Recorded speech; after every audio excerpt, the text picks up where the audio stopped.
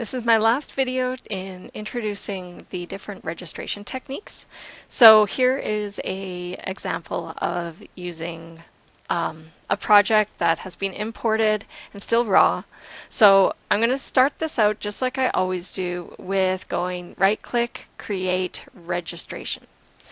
So my registration, again, I'm going to name it based on my scan stations or scan worlds that I'm going to be using. And then I double-click it, and it opens up into my registration.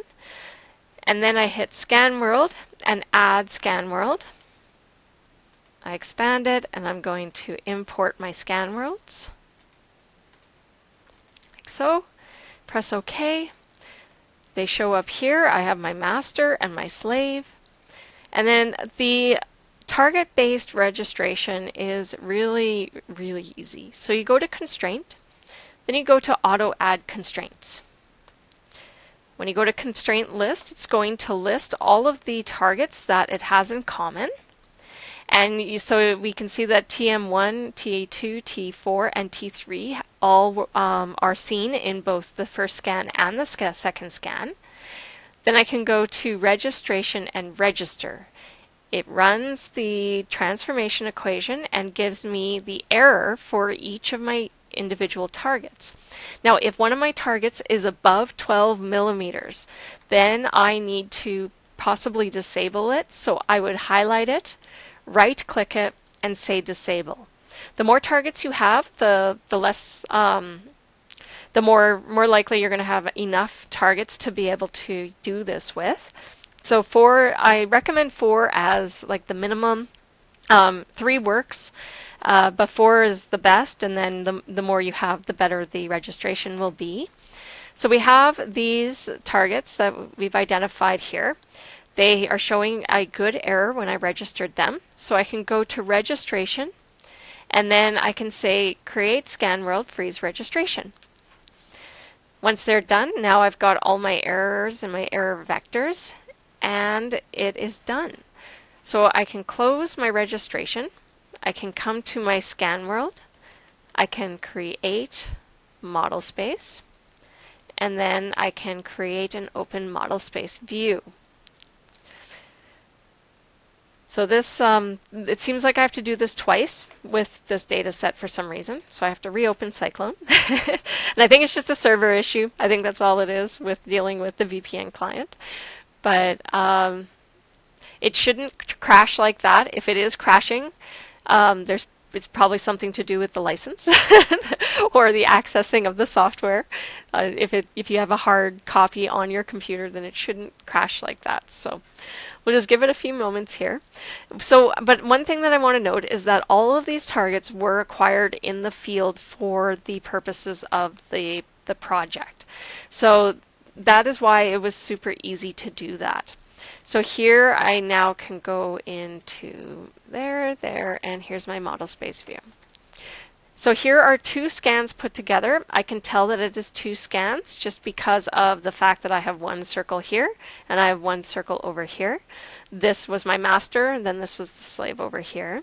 You can see where the targets were placed and have been identified for each of the scans. If we go into those targets, we can see that they have like a little vertex in the center, and that is what identifies it as a target.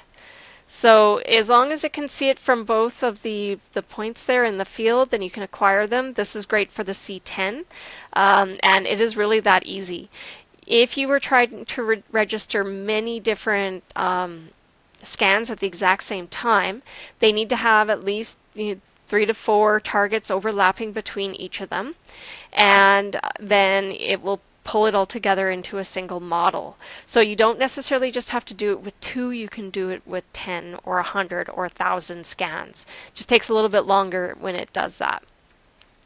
So that is that's what you do with the C10 if you're collecting the targets in the field. If you were to have to create targets, and let's say we go into the scan world 10, and we open that one. Let's say we had to put targets in here. So it's an inside location, and I didn't actually put targets in here. like in the field. So now I need to do it manually within this scan. So if you were to have to do that with your data, oh, there we go. That's what's going on. Can you see what happened here?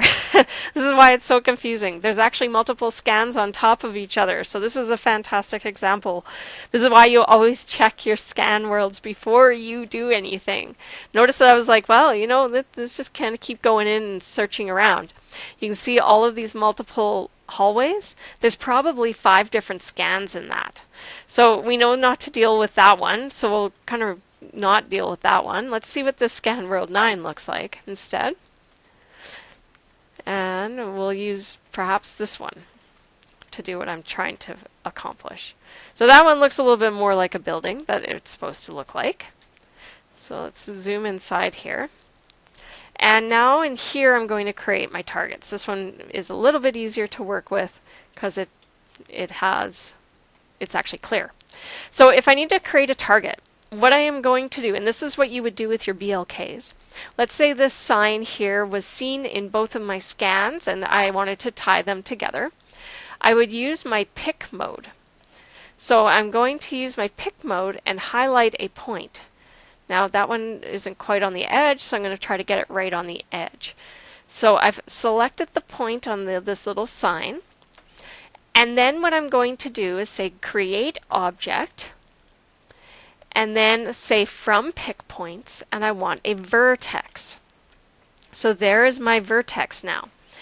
Then I can zoom into it, and I can make sure that it's highlighted. You know that because it has the blue dot in the center.